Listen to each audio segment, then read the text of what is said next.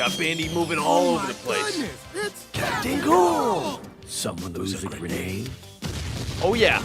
Spider Cool has left the dimension and he is back where he belongs, fighting crime and making rhyme. Well, no, my job is the making the rhymes part, okay? I'm the one that makes the rhymes. He's the one that fights the crimes. Either way, you can find us online at theblitzsportsradio.com, on Facebook at The Blitz Sports Radio, and on Twitter at @TheBlitz_sports, where you catch a little bit of teasers to upcoming shows. You can catch when the shows are going on, where they'll be located. You can also get a little bit behind the scenes action. All that good stuff is located on the Twitter sphere, so make sure you guys are following. That is the Blitz_sports, and while you're at it, go and follow us on YouTube and Twitch at WZZNTV, so you can see all of the show in its glorious form, okay? Also, you can join in on the conversations. You can either chat in the chat room to the right of the screen over on WZZNTV, or you can call us at 256-576-4977, and this first hour is presented by not Woody Anderson Ford. They're going to come later. Fleming Roofing and Restoration, that's right. The guys you need to talk to about all of your roofing needs, and if you're having any roofing problems, make sure you look them up online and fill out your free quote today. And remember that Fleming always shows up. You can find them at FlemingHSV.com today. Just do it. Just go and do it right now, because I know you need a new roof. I know you need to fix a little bit of your roof. When was the last time you even looked at your roof, guys? Come on, go and check that thing out right now, but be safe while you're doing it so you don't slip and fall, because that'd be dangerous, and I would have been the one that was responsible for you going on the roof in the first place. Either way, you're live hanging with the chillest crew of 2 in Sports Radio in the booth. The man in the chair, the man not in the chair, right now, the one and only Bandi Man Bailey Lowry. How's it going, Captain Cool? Bandi, it's going well. I am very sore in my lower areas because of a little boxing class that I did over at Rockbox. And, yeah, we're not sponsored by them in any way, but I did decide to go and take them up on a free offer to go and try out their little service that they got over there. And let me tell you, it's been a minute since I put on the gloves, since I've strapped up and started punching a bag, and it was really fun to get back into it. I still have all of the power that I had when I was a little youngster boxing, but now I can implement the foot stuff too. So it was a little bit of kickboxing as well, and that's weird because I don't do a lot of kickboxing. Also, I don't have very much flexibility in my legs, but you know what? The trainer was pushing me, and you know what? It gave me the inspiration to get my legs up there and kick the bag very hard. And really, my shins, dude, they're also very sore. I don't know. It was like, kick with the shins. I was like, I don't got any shins. I got no muscle down there on my ankles, okay? So what's going to happen if my leg just snaps in half and flies off? That was what was going through my mind. Either way, the boxing was pretty really crazy, fun. actually. Yeah, it was really fun, though. Altogether, with everything said and done, I got in the car and I was like, golly, I want to fall asleep. And now I'm just sitting here in this seat, very much awake, but my legs are not wanting to move. I feel like, well, I forgot his name already. The big head dude from Marvel. I don't know. I always forget his name. MODOK.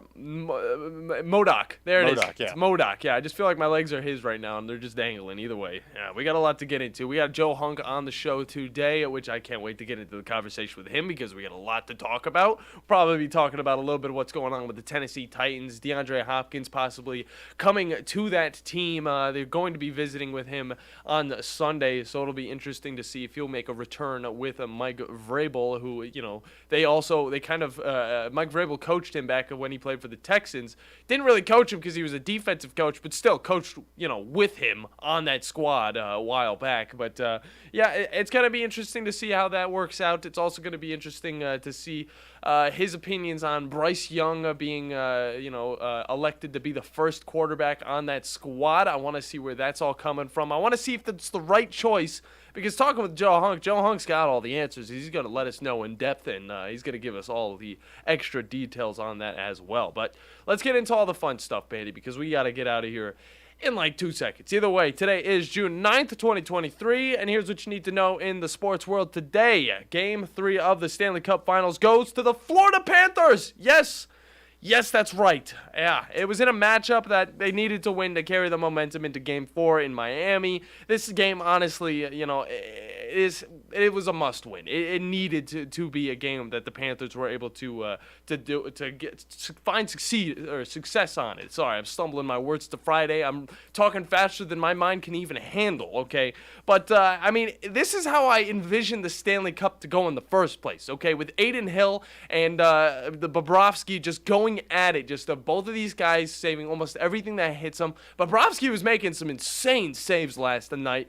But the victor did go in Bobrovsky's favor. I think he saved, like, that was like over 25 goals. It might have been 25 shots on goal. He only let 2-3, and the Panthers got to win that one 3-2 in overtime, and it was actually a very spectacular matchup. Now, do I think this is the turning point of the series? No, but do I think the Panthers might have a chance to tie the series up at 2 in their second game at home in Game 4? I do very much think so. Do I think that the Panthers might win it all at the end? I'm still not convinced, okay? The Vegas Golden Knights were able to put up 7 on this Panthers team back in Vegas in Game 2, okay? Before that, they put up 5, all right? This team can score. It's just a matter of how they're going to get to the back of the goal. It will happen. It just might not happen every single game. But for the Panthers, they stay alive for one more, and it's good to see. Now, over in the college baseball world, the Super Regionals started today, and we've already been blessed with a victor and some really good matchups. Duke and Virginia has come to an end with Duke winning 5-4. This game literally just ended. I've been eyeballing it for a while. I didn't even have the name of the team that won on the script, but I did have the scoreboard up right next to it. But it's going to be good to see what happens moving forward, because it's going to be directly after the show. We're going to see the TCU Horned Frogs facing off against number 14 Indiana State. And then later is going to be Oregon versus Oral Roberts. And then moving on to tomorrow, which is where the heavy hitters are playing, okay? This is where all the eyeballs are, because you got the best team in the country going up against Alabama and their substitute head coach that they got in. So now it's like, okay, can Jason Jackson make his portfolio look a little bit sexier and say, like, hey, this is going to be my team moving forward? Or Wake Forest will get the dub and move on, and nobody will bat an eye. They'll just say, hey, it was a good season by Alabama with having an interim coach being able to make it to the Super Regionals for the first time since 2010. It's a pretty big deal. But we're going to move forward, look towards the future, and see Alabama possibly do even better in the next few years. And speaking about teams doing better than they've ever done before, we're looking over at the Women's College World Series, where the Oklahoma Sooners have finished off their season as number 1 against the Florida State Seminoles. Now, if you think that the Oklahoma Sooners are just a good team, you are underestimating them by a long shot, okay? Do you know that this team didn't just finish off the season with only 1 loss, and it was a 1 loss that was early in the season against a good Baylor team, but they finished the season with a 53-game winning streak. 53 games in a row they won. This team is absolutely elite, and this is why they have come back to get their 3rd national title in a row. It's wild. It's wild. Whatever's going on in softball, I don't know. It's above me. Either way, Bandi, what do we got going down later on during the show, during the play-by-play? Oh, we got reveals. I actually got my hands on the gameplay demo for the new Liza P game that got shown off during Summer Games Fest. Okay. They released a free demo last night after their trailer. So you know what? I decided to hop on, give it a shot, see what all is going to be coming in the future. And I will say, I'm very impressed. I'm glad, Andy. That sounds very fun. And on top of that, we got a remake announcement. Someone at Atlas West messed up on their Instagram account and accidentally leaked 2 new Persona games coming out. 2? 2! I didn't know it was 2. I thought it was just 1. We have the first one called Persona 5 Tactica. Okay. Which is kind of like a Fire Emblem Persona game. And don't say the other one. We got to save that one for later. Yeah, and the other one's a biggie. Yeah, the other one's a biggie, and you guys are going to want to stick around for it if you're fans of video games, which I know a lot of you guys are. And it ties right into my top 10 list. Heck yeah. It's Friday, guys. We got top 10 lists. We got top 10s. Yeah, and mine is going to stray a little bit away from the sports side of things, but it's going to still stay in the lore of the Afternoon Blitz, and it's going to relate to something that me and Bandi may have watched over the week, I mean, it's just something, we might even talk with Joe Hunk about it. I don't know. But either way, during the cool segment, we'll be taking a little bit of a look at Deion Sanders' response to Pittsburgh's head coach, Matt Marduzzi. Sorry, I forget about the guy's name. I'm scared to say Marduzzi. I just want to put a lot of emphasis on it, and I don't know if it's respectful or not. But either way, I want to talk about what's going on with him and who Marduzzi's truly upset with, okay? Is it Coach Prime? Is it the transfer rules altogether? Or is it possibly Lincoln Riley? What? Why are we talking about Lincoln Riley? Oh, well, you'll figure that out later on during the cool segment of the show. But we're going to hop into a break, get into the conversations with one Mr. Joe, a hunk from 104.5 The Zone in Nashville, and continue to give you guys all of the fun here on the Afternoon Blitz. The Blitz has been called. You want the right specialist for your recovery. At SportsMed Orthopedic Surgery and Spine Center, we understand every body is different. Your muscles and bones are unique, as is your body. Our SportsMed specialists offer innovative treatments and minimally invasive procedures, allowing you to quickly return to the life you love. Locations in Huntsville, Madison, Athens, and Decatur, and on the web at sportsmedalabama.com. Improving performance, improving lives. Here's Bobby White from Woody Anderson Ford on their service department. President's Award winner 2 years in a row. That's only given to the top 10% of Ford dealers in customer satisfaction. So we're very proud of the service department. And our body shop. If you happen to get into an accident, which not a lot of people just want to go down and see a body shop, but if you get into an accident, award-winning body shop. We have the state-of-the-art paint booths back there. They're waterborne paints that we use, friendly for the environment. We've got our production system, the way things are in and out. We have the fastest cycle rate in town of getting your vehicle in, getting your vehicle out, and assured that it's fixed right. We take pictures before it's wrecked, and not only after, but we take it as we're putting the parts on. All done to above industry standards. So I'm proud of our body shop too.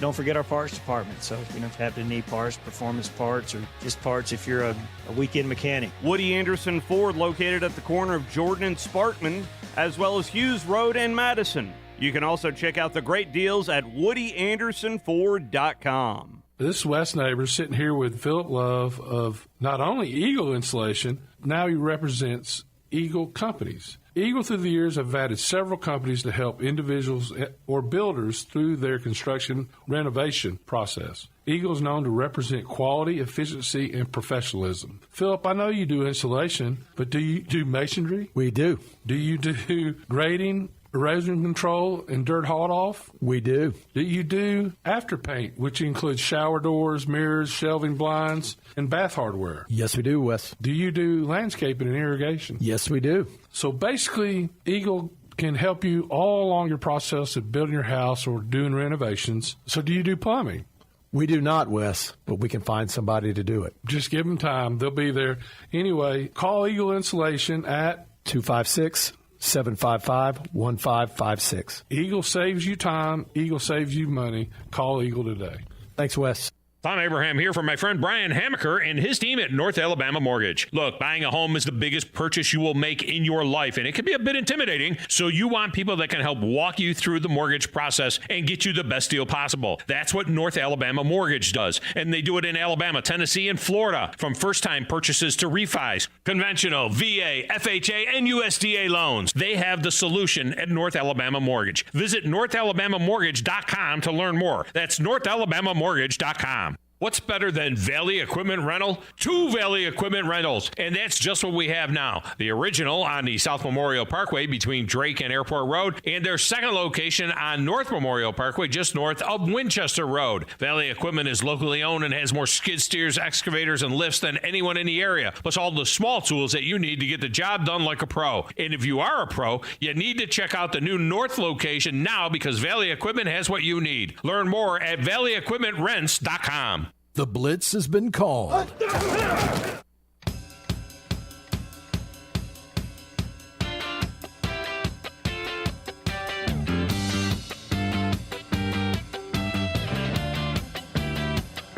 Hello and welcome back, everybody, into a fun Friday here in No Man's Land. Welcome back to the Afternoon Blitz on the Tennessee Valley Blitz Sports Radio Network. I'm John Abraham, Captain Cool, alongside the Bandi man, Bailey Lowry. Yo. And we had a lot of fun talking about what we're going to be talking about with Joe Hunk in the first hour. We talked a little bit about the Titans. We talked a little bit about Bryce Young. We even maybe touched on a little bit of, what happened in the Spider-Man movie. So we're going to get into all of that and more. But before we do that, let me get the particulars out of the way, like this first hour sponsor. That is Fleming Roofing and Restoration. These are the guys you need to talk to about all of your roofing needs. If you're having any roofing problems, make sure you look them up at FlemingHSV.com and fill out your free quote today.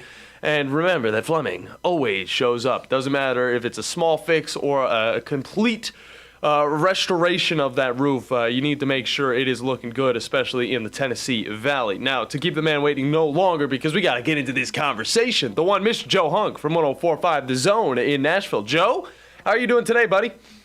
Doing good, man. Doing good. It's kind of crazy. It is 94 degrees outside, and we have a studio that we're very blessed with to have amazing air conditioning. So I'm rocking a sweatshirt today as I come in, which my wife looks at me whenever I got my sweatshirt out. And she goes, "Why are you getting a sweatshirt?" Because it's 42 degrees in our studio.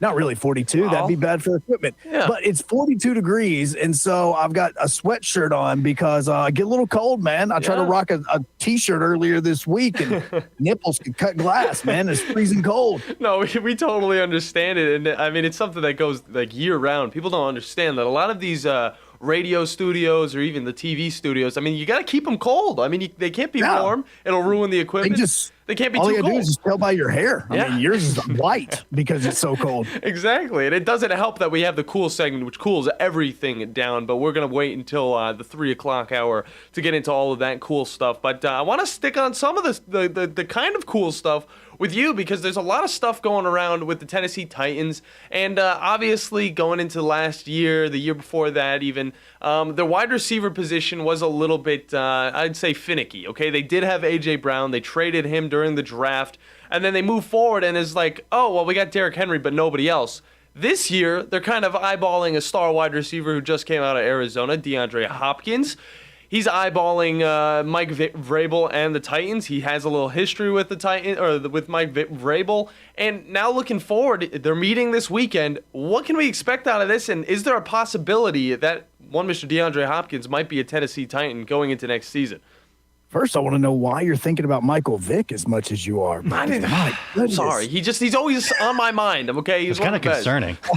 It was. I mean, I know he's in Chicago today working with Justin Fields, but man, I mean, Vick is on your mind. He's always. Madden. We're remembering Michael Vick from the Madden video game, how great he was back in the day. It's 2004. It's always on my mind.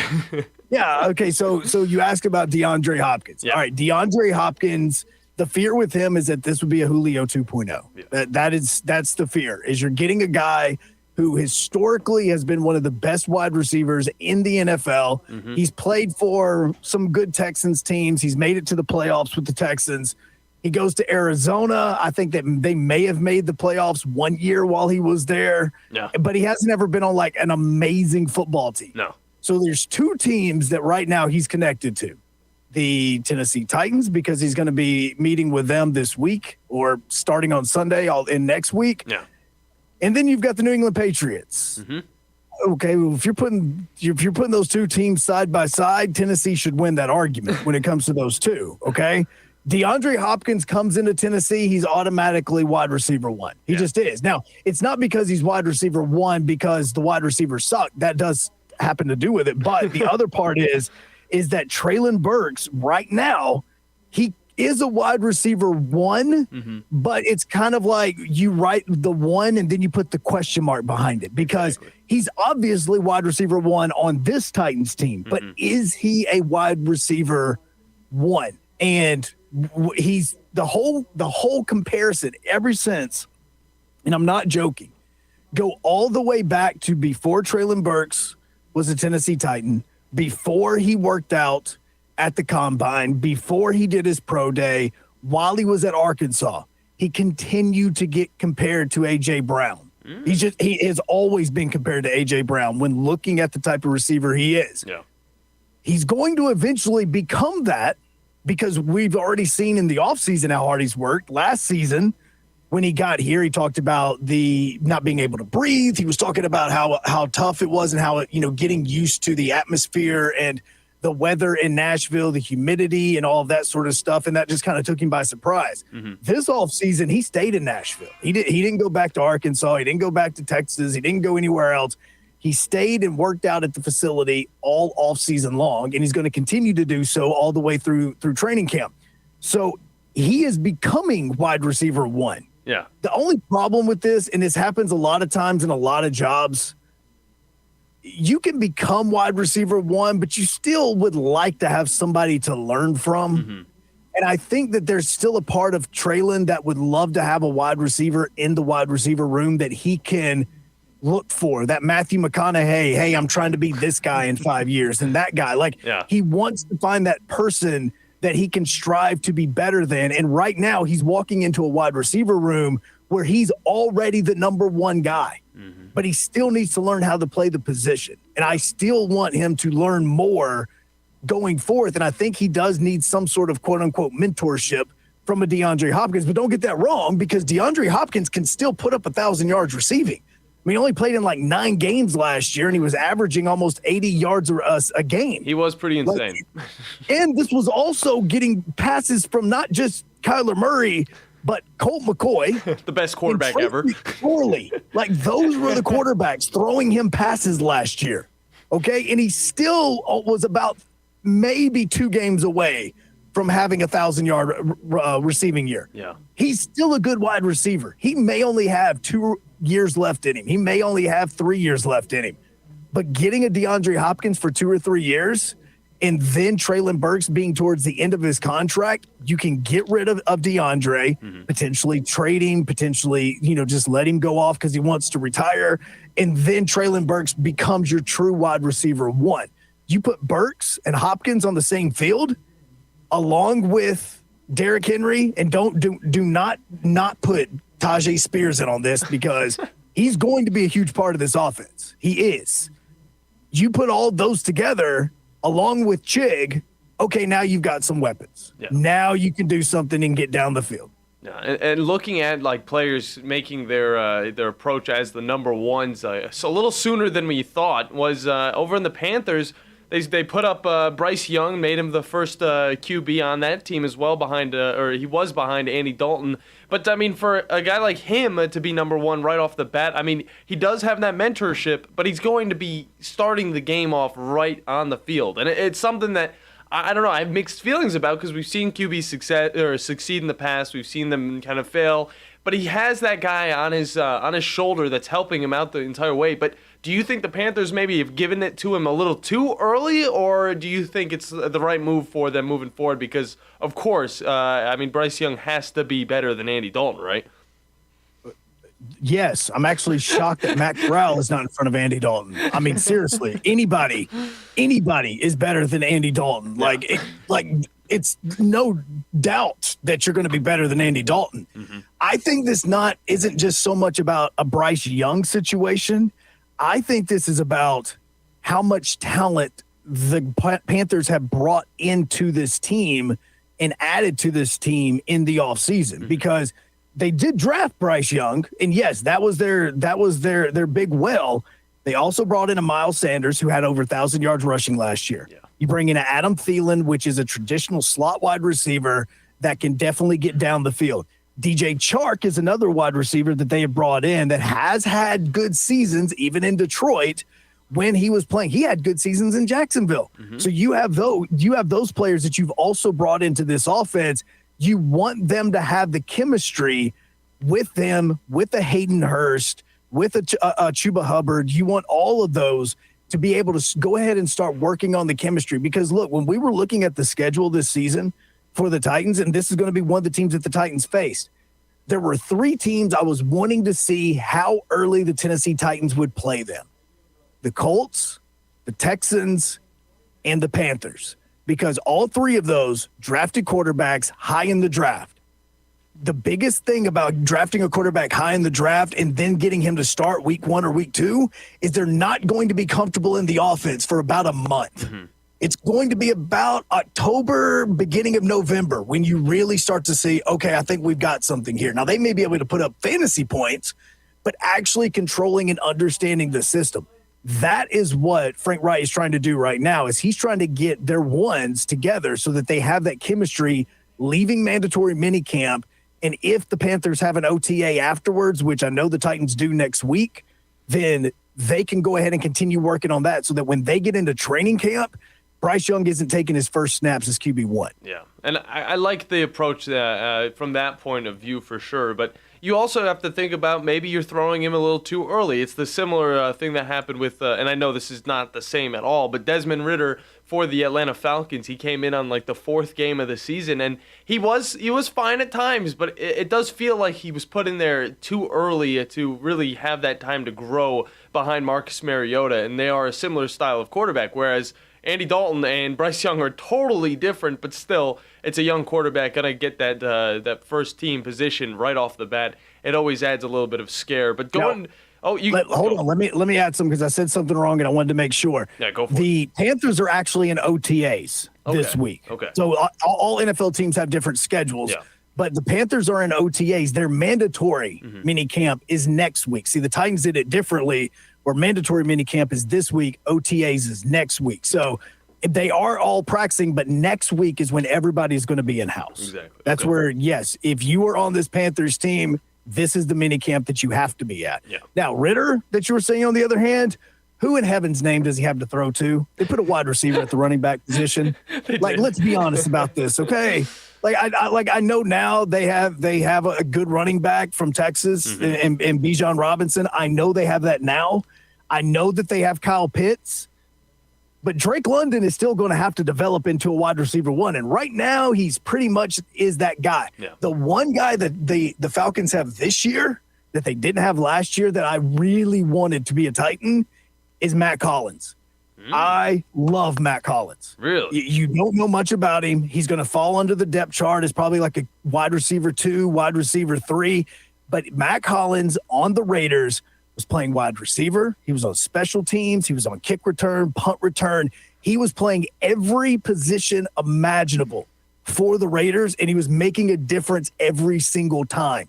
Matt Collins is one of those guys that he's not sexy, but he is a ball player, and I wanted him on the Titans so bad, and he signed with the Atlanta Titans instead of the Titans. Might be the first time I've heard the name Matt Collins. Yeah, Matt Collins. I think I remember him from Georgia, but I did not remember his NFL career as of yet. But I mean, he's a big boy, so I mean, it should be good for the Falcons to utilize him as much as they can. But I mean, what were you about to say? No, I was going to say Matt Collins, 2022.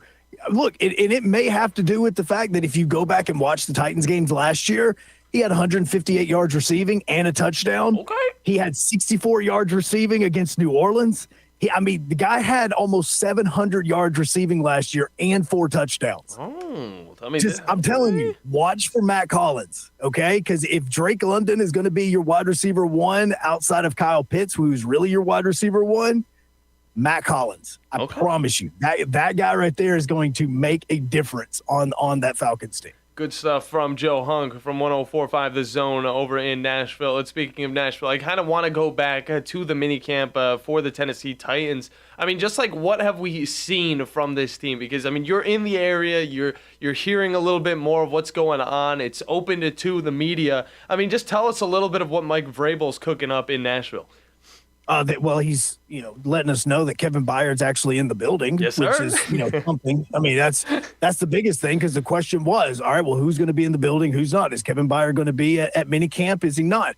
That was the biggest story for the Titans in going into this minicamp. What's crazy about the minicamp is because of the DeAndre Hopkins news, that's actually overshadowing a lot of what is happening in the mandatory minicamp, because right now the defense has been playing a lot better than what the offense is. But the biggest thing about the offense is that this is a brand new offense for the Titans this season, because Tim Kelly last year was a quote unquote pass game coordinator. And he was basically just a guy that was over there. And if they asked his opinion, he gave it. This year, Tim Kelly is actually putting in his offense. Okay. And so that part of this is going to be the most intriguing part, because as you guys know, and as we talk about college football, and we've lived that college football life for so long, we know, and you've seen it and heard it through NFL Films or the SEC Network and all this, is in college, a lot of these plays that are in these playbooks are one-word plays.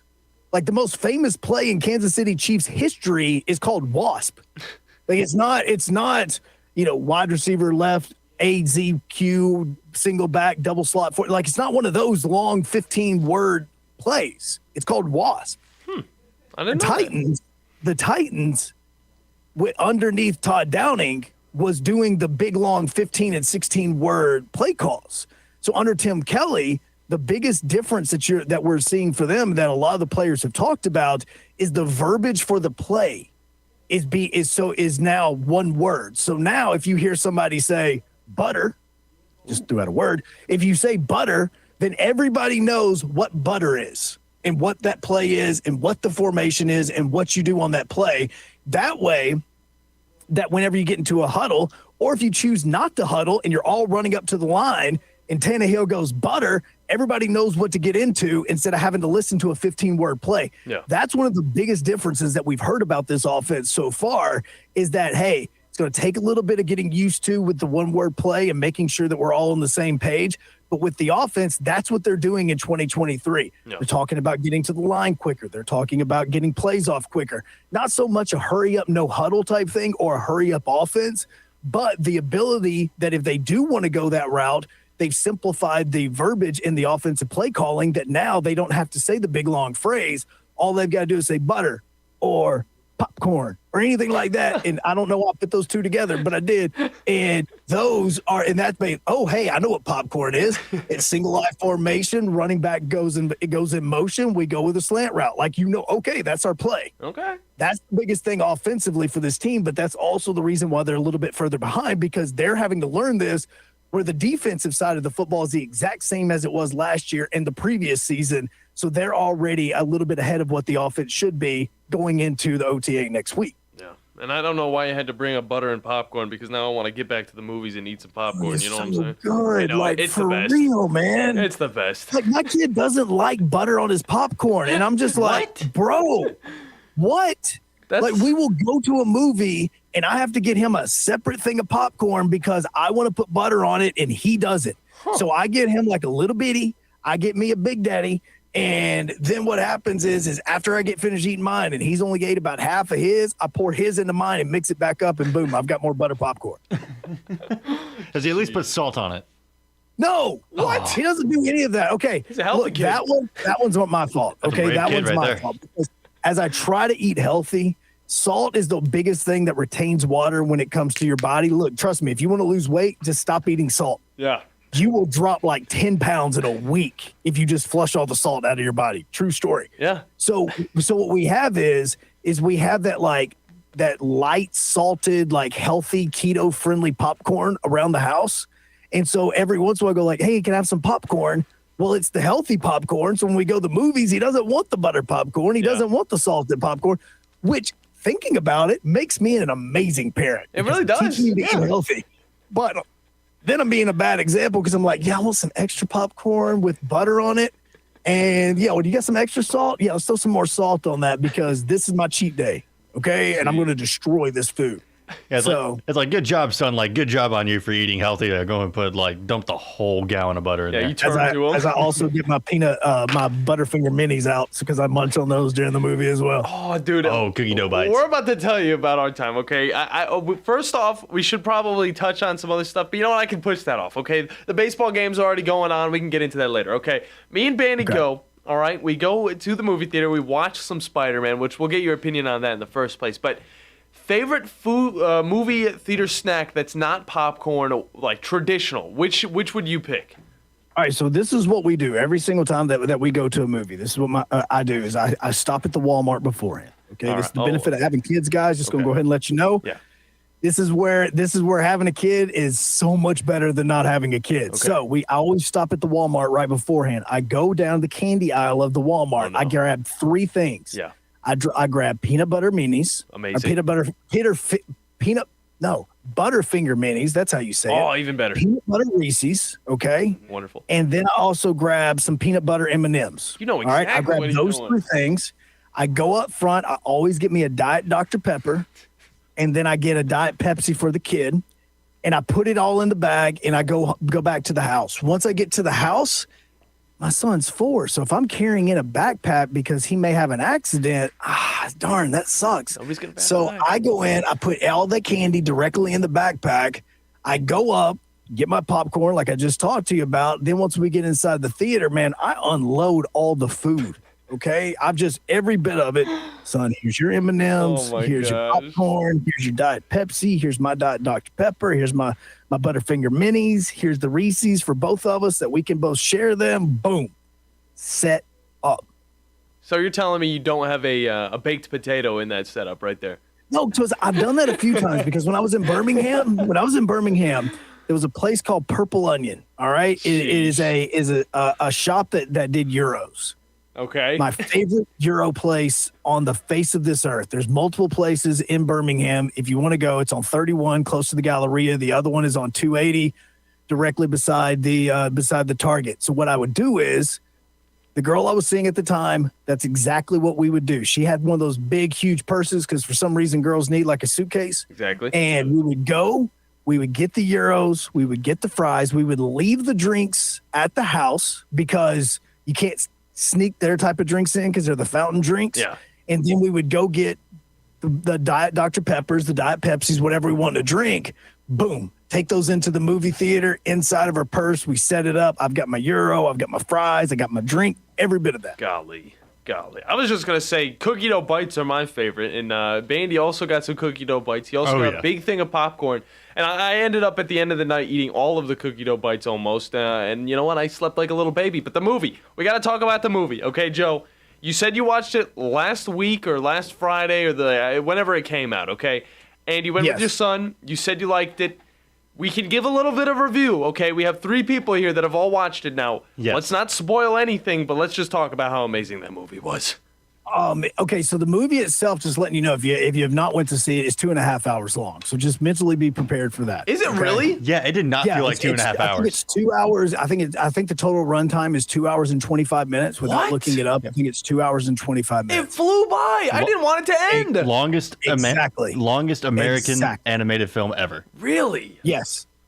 Exactly. And so my son, I'm talking about when we go to the movies, because now we're going like every week, because in the month of June, there's so many good movies coming out. It's like next week, we're going to go see Flash. Nice. So it's what we're doing is I always bring his iPad. I have the personal hotspot on your iPhone. You can boot that up. I connect the iPad to it. So like, say for instance, Thor, God and Thunder, or Thunder or whatever it's called, and Love and Thunder. That's it. When Christian Bale comes out, all right, he's a little bit scary. All right. The kid gets a little scared. He wants to watch his iPad. That's kind of like his little thing of, all right, when the scary guy's not on the screen, I'll watch the movie. When the scary guy is on the screen, I'll look at the iPad. So that's kind of what he does. Smart kid. 2.5 hours. Never once asked for the iPad. Never once turned away. Never once did anything. We literally walked into the movie theater. He's wearing his Spider-Man suit. I got him a brand new Spider-Man costume so that he could wear it into the movie. Nice. He got the Spider-Man No Way Home costume. He's rocking it. We're going in. And he never turned away once. The movie was fantastic. It was compelling. It was great because there were over, and I may even be shortchanging it, 240 different Spider-Man characters in this movie. Jeez. 240 different variations of Spider-Man and Spider-Women in this movie. And we thought we got a lot in Spider-Man 3. Exactly. From the beginning until the end, it was nothing but an Easter egg hunt. Yes. That's all it was. The whole time you were looking for Easter eggs in the movie because there were so much to take in. Yeah. It is a movie you have got to see 3-4 different times, and the entire time it is absolutely amazing. There's only one critique that I have. Okay. But I'm also kind of weary about it because I'm not sure if that's the true form of the eventual villain. Yeah. Oh, yeah. Without saying it, because in the Spider-Man world, that villain, specifically that villain from that time and that Earth, is supposed to actually have fangs. Ooh. And he's also supposed to talk with a lisp because he has the fangs. Huh. So that was the only negative critique that I have. Now, again, there's going to be more to the Miles Morales story, so that may eventually come. But I was expecting the teeth and the lisp in that movie, and I didn't get it. So I was a little thrown off by that. Yeah. The rest of the movie, absolutely amazing. Yeah. What do you give it? 1 out of 10. 1 out of 10. What do you give it? Oh, I'm probably just I'll probably get a 9.5 just because of the no lisp. That's it. Okay. That's the only negative I have to say. Yeah, I mean, we got every single variation of Spider-Man that you've ever seen. Not all of them. They even But not most all, of them. Not, but but most of yeah, them. no, they also they didn't have Spidey and Friends in, which was kind of sad for little man, but he didn't pay attention to that, but I did. But you had every single variation of Spider-Man that you can think of in that movie, real and cartoon. Mm-hmm. Like the Easter eggs of all the different characters in all the different worlds and all the different variations, all in this movie, it was amazing to see. Okay. It was awesome. So out of all the variations that showed up, which one was probably your favorite? Yeah, which one comes down to Because for me, cowboy. Can we please get the cowboy variation? Can we get his own movie, like a Spider-Man Western with a web-slinging gun?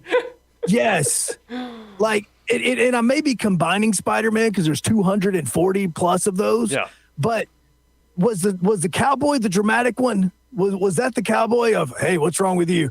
Oh, I'm just thinking about how horrible my life is. That was Scarlet Spider. That was Scarlet Spider. It was Scarlet Spider. See, like, okay, so I need to see something about Scarlet Spider because God, you just want to punch him in the face by the end of this. He's hilarious. I also need cowboy. Yeah. I need a Western Spider-Man. Like, I need that. Okay? Yeah. That's amazing. Also, at 38 years old, I shouldn't have a crush on Spider-Girl. I really shouldn't, man. But Spider-Woman was cool. Yeah. Like, she was legit and awesome. She's also voiced by the new Hawkeye. But still, she was legit, man. That whole thing with her and being able to build up the different universes and what's all happening back, man, like, there's so many different depths to how cool this movie is that if you haven't seen it, you've got to. Yeah. And I'd love to a little shout out to Insomniac Spider-Man. Like from the Insomniac games on the PlayStation 5. Bro, I mean, like, seriously, you had every Spider-Man. No. Like, you had video game Spider-Man. Again, didn't have Spidey and Friends. It kind of hurt my heart a little bit just because that's the one we watched the most at the house. Yeah. But you had real Spider-Man. You had all the cartoons. You had all the you even had video games. You had comic books. You have variations that we didn't even know existed there. You had all of this. Mm-hmm. It was awesome. It was amazing. I was just waiting, and like in the chase from the trailer, like if that triangle circle ever popped over Miles' head, like, all right, it's over. I was waiting to see Insomniac Spider-Man would have taken him down. Dude, I need to see that, but I was waiting for Captain Universe Spider-Man to show up. Captain Universe? Dude, Bandi, this guy is awesome. Okay, I know he's probably a little too OP to be in that universe, but I mean, either way, that's we're already at the end. Oh, of wait this till I tell you about conversation. Mystic Spider-Man. That's already at the end of this conversation, Joe.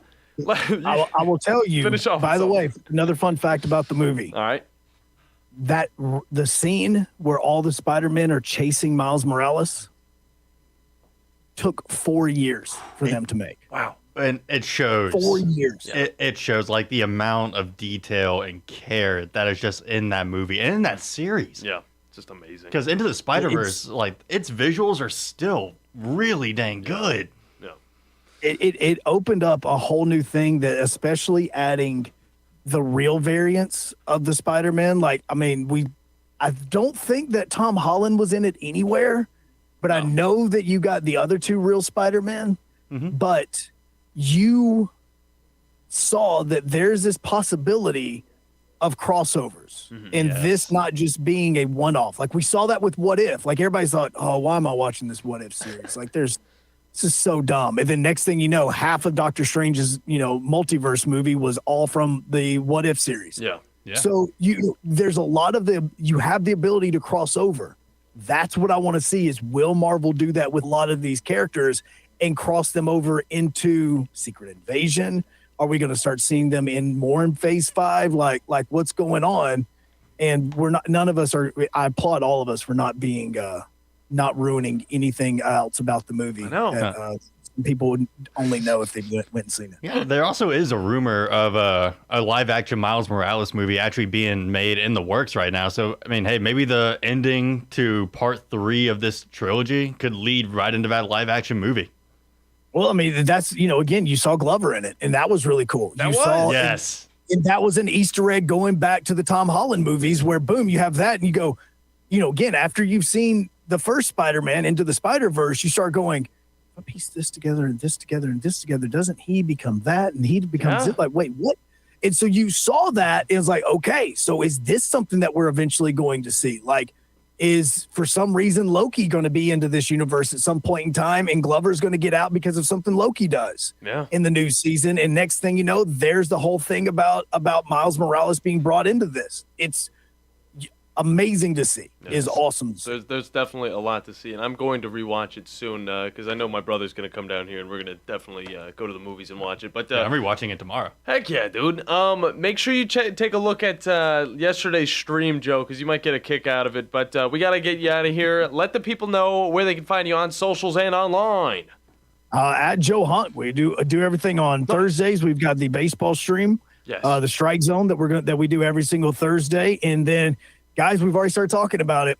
When the Madden comes out, we talked about it yesterday. They want me to not only do regular season, but now they want me to do preseason games. Let's go. As well. Let's go. So we're adding 3 more games. So we at least have 20 different video games for Madden. And I'll go ahead and let you guys know if either one of you are ready to play me in MLB The Show. Just let me know. Just let me know. I think the Grizz taught me a trick to get it on PC. Oh. So, I mean, I might come for you pretty soon. Try and do that. If you want. All right. Well, if we can set it up, we'll stream it. You just got to meet me on the court in 2K too. Yeah, and also you'd have to play me in NHL because I love that game. Either way, Joe, thank you very much for hopping on with us. It's always great to have you. I'm so excited for everything Spider-Man and everything sports, and it's just going to be a wonderful, wonderful rest of the week. Either way, thank you very much, Joe. We'll talk to you next week. All right. Bye. Love you. Bye. Bye. Good stuff from Joe Hunk from 104.5 The Zone in Nashville. We got to hop out of here, hit a break. But when we come back, we're going to close out this first hour, preview the second, and get into the cool segment as well as the play-by-play with the Bandi Man. So don't go anywhere because you're getting it all here on the Afternoon Blitz. The Blitz has been called. This is Wes Neighbors talking to Chris Haygood of Bob Wallace Appliance. Chris, what sets you apart from other appliance dealerships? Wes, these appliances are going into the most used room in your house, your kitchen. The way we have these appliances displayed, it's easy for you to visualize how they'll look in your home. Wes, what sets us apart is the people. They're well trained. In fact, they live and breathe these appliances. And if you need service, you'll really appreciate our parts department. Contact Bob Wallace Appliance at 256-533-2121. TOC Sports has been there for you. Now, you're probably asking yourself, what does that mean?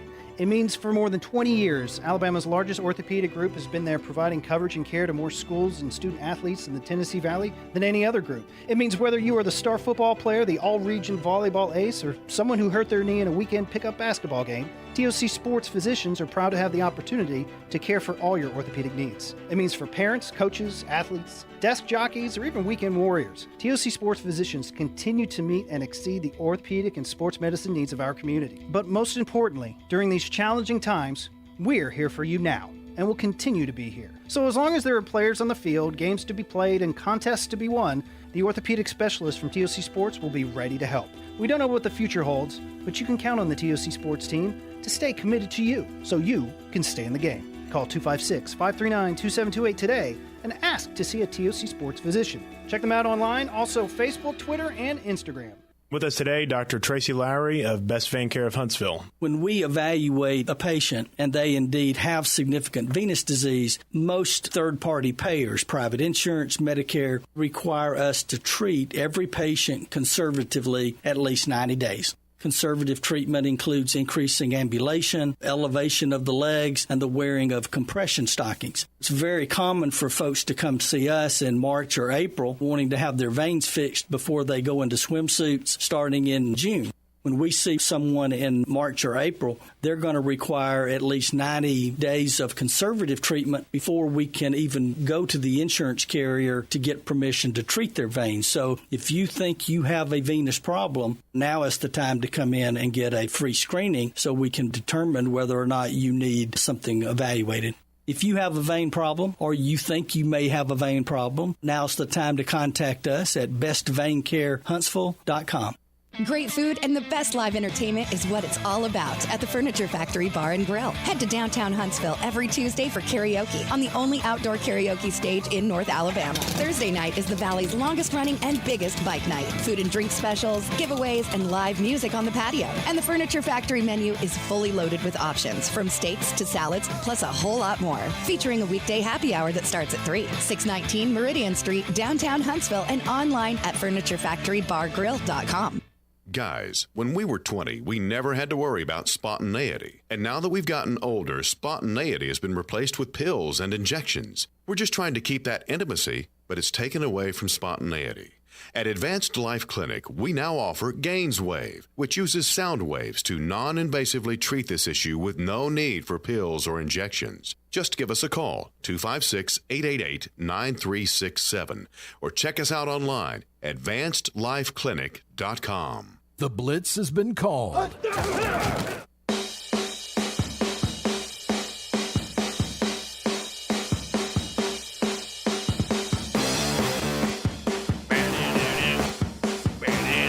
Hello and welcome back, everybody, to the Afternoon Blitz. Final segment of the first hour, presented by Fleming Roofing and Restoration. These are the guys you need to talk to about all your roofing needs. If you're having any roofing problems, make sure you look them up online at FlemingHSV.com and fill out your free code today. And remember that Fleming always shows up. But the first hour is coming to an end. John Abraham, Captain Cool, alongside the Bandi man, Bailey Lowry. And we had a lot of fun in that first hour, Bandi. Indeed, we did. We did. We got to talk a lot of Spider-Man. And I did bring in a little bit of a thing that I got at a place called McKay's down in Tennessee. And I have a few of them. I tried to get into comics, tried to get into collecting stuff. I didn't really know exactly how I'd feel about it because, you know, I'm a manga guy, all right? Me and you both, we're like manga guys, all right? Oh, yeah. If it's not anime, it's manga, okay? Reading that, I kept going right to left instead of left to right. It's just a thing. It's a thing that happens. But now I'm finding out a little bit more about Spider-Man 2099, who, you know, he's one of my favorite looking Spider-Mans, but I still don't know too much about him because I never got into his lore. See, I got into him from an old game, like back on the PlayStation 3. Yeah. I think I remember his suit back in, like, Spider-Man 64 on the N64. That was a good one. He had a lot of skins. That was where I got into the Scarlet Spider as well, which we talked a little bit about him with Joe Hunk from 104.5 This Zone.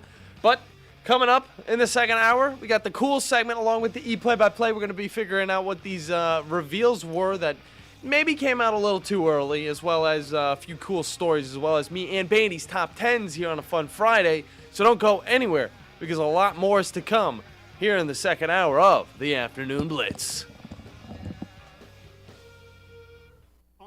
Market for a recreational vehicle? Do you want to get out and see more of this beautiful country? Well, imagine hearing the laughter of your little ones enjoying gooey s'mores by a cozy campfire and making lasting memories with your friends and family from the comfort of a new camper. We can make your dreams come true at Hall's RV. With over 15 years in the camping business, we know how to get our customers into the perfect camper. We have several models and floor plans here for you to choose from, both new and used. We're family owned and operated with fantastic deals and great service.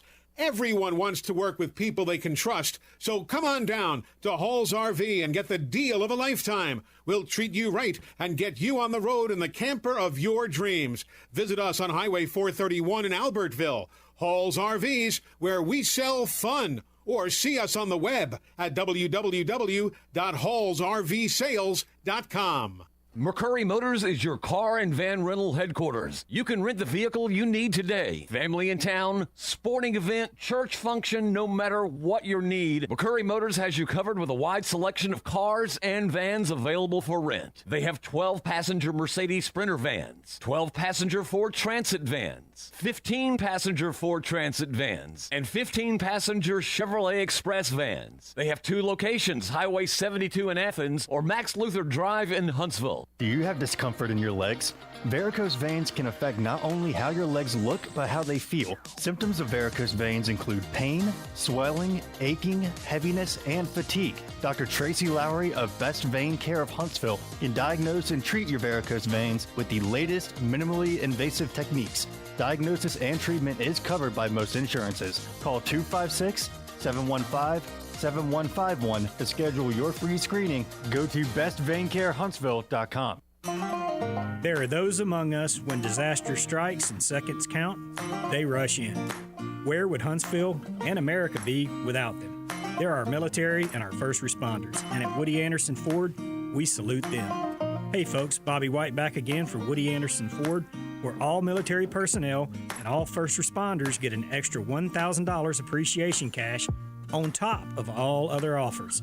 This offer is good through July 5th and can include an extra $1,000 bonus cash on 2023 F-150 and Bronco Sport, $1,500 cash back on 23 Edge, and $2,000 cash back on 23 Explorers. These offers are available for everyone with good credit through Ford Motor Credit, but military and first responders get an additional $1,000 appreciation cash. Our way of saying thank you for having our back. Woody Anderson Ford, over 60 years of serving those that serve us. Hope to see you soon. This hour of The Blitz is brought to you by Fleming Roofing and Restoration. Online at FlemingHSV.com. The Blitz has been called. The Blitz has been called. Welcome to the evolution of sports radio. You see, in this industry, just like in life, everything evolves. Call 256-576-4977 to make your audible for The Blitz. That man is playing Galaga. Thought we wouldn't notice, but we did. It's the Afternoon Blitz. Here are your hosts, Captain Cool and the Bandi Man. Hello and welcome back, everybody. Hour number 2 here of the Afternoon Blitz. John Abraham, Captain Cool, alongside the Bandi Man, Bailey Lowry. Hello. And it's been a great show so far. We had one Mr. Joe Hunk on from 104.5 The Zone. He was talking a little bit about the Tennessee Titans situations with DeAndre Hopkins. We moved on, talked a little bit about the Panthers and Bryce Young. We moved on and talked a little bit of Spider-Man because those are the natural courses of events, okay? And wait, in the middle of that, we got on the popcorn conversation, which, I mean, it's just like, who else than Joe Hunk to just turn all over the place and go straight into popcorn and start talking about that after I say one or two things about popcorn. I love that guy. He just knows exactly how to just form conversations out of thin air, and that's what you got to do sometimes. I mean, it's what you got to do. I mean, me and you, Bandi, we do it every single day on this show. If we run out of stuff to talk about or we forget what our main stories are, we go and talk about everything else that's very interesting. I mean, that doesn't happen too much, okay? It doesn't. You know when it does happen, though? Is when Jonathan Liggett is in the room. That's when it happens, because the conversation just gets thrown out of the window as soon as you hear him do yippee or whatever the hell he's doing on his side of the room. But either way, we had a lot of fun in the first hour that was presented by Fleming, and now it's on to the second that is presented by Woody Anderson Ford, the best place to get the best vehicles for the best prices. That's right, you can drive home in a brand new 2023 Bronco, Mustang, or if you're into trucks, they have a plethora of nice ones for you. Bobby White and his crew will take care of you guys, no doubt about it. Make sure you find out more at WoodyAndersonFord.com. Now, to get into the cool segment, okay, we're talking a little bit about Deion Sanders' little beef with Pat Narduzzi, and I mean, it's not even really beef, okay? We don't even know who Pat Narduzzi's really upset with, and neither does Deion Sanders, because he doesn't think that Deion doesn't think that he is the guy that, you know, is the main reason for the upset nature of what Matt Narduzzi is saying and going after Deion for. I mean, there's a lot of things to talk about with that, as well as the new golfing league that's going to be coming next year, the TGL. What team? We got a team now? There's the first team has been announced, and then also we know a little bit about which golfers from the PGA are going to be within that conversation during the whenever it starts next year, next January. And it leaves me asking, What's the point of the LIV if we're already going to have a fun league within the TGL? Yeah. We're going to have to, we got to make up our mind because the TGL is going to make it out like, they're the fun league. They're a lot more different from the traditional golf, ways. And also, the PGA was all for it whenever it was first pitched to them, unlike the LIV where it was looking like, the LIV is just going to be a straight-up competitor. Similar to how, many leagues in the past have tried to compete with the NFL. Similar to some leagues that have tried to compete with other professional leagues. Obviously, we don't see it in the NHL. We don't see it in the MLB because all of those leagues work hand in hand with the respected professional levels. But when it comes to golf, it's a little bit different because if you change the game too much, it ruins the integrity of the sport. But now, the PGA is under a giant umbrella that holds the LIV, all of the said blood money that the LIV has, and nobody even really knows who is really in control, who's steering the boat. And the PGA's also got a new event coming from Tiger Woods as well as Rory McIlroy in the form of the TGL, which looks to be freaking insane, and I can't wait to see it. But Bandi, we're going to be talking about that here in a second on What's Cool. It's getting hot in here. I'm getting faster. You are. You're flying, dude. What's that 40 time? Actually, what's that 10 time? No, more like 5 yards. It's like a double step. Spicy meatball. So it's time to cool down with Captain Cool. You know what cool is? What? You're looking at. Oh, yeah. Boom, man. All right, so obviously some people aren't the happiest with Deion Sanders due to his 50 new transferred commits from players all across the country, okay? But one man had the stones, just one, to just call Deion out, okay? And straight up just tell him, hey, this is what's going on. This isn't what it's intended for. This is going to ruin the whole way that college football works, okay?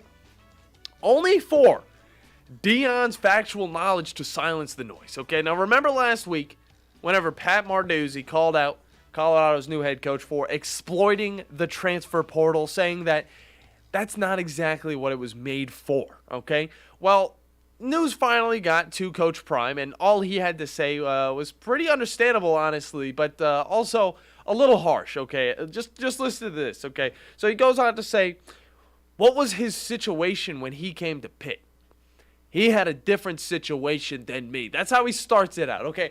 Of course he had a different situation, okay? It's hard to end a season with only one win, all right? Colorado was terrible. It's understandable that you'd want to bring in a few guys, okay? But 50 dudes? You're bringing in 50 dudes, 70 of your former teammates left?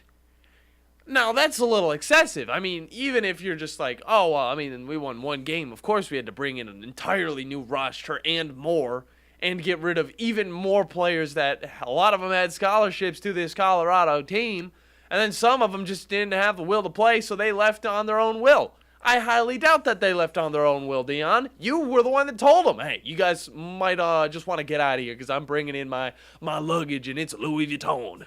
You know, he comes in there, he's talking big talk. Of course, it's Deion freaking Sanders. It's freaking Coach Prime in the flesh.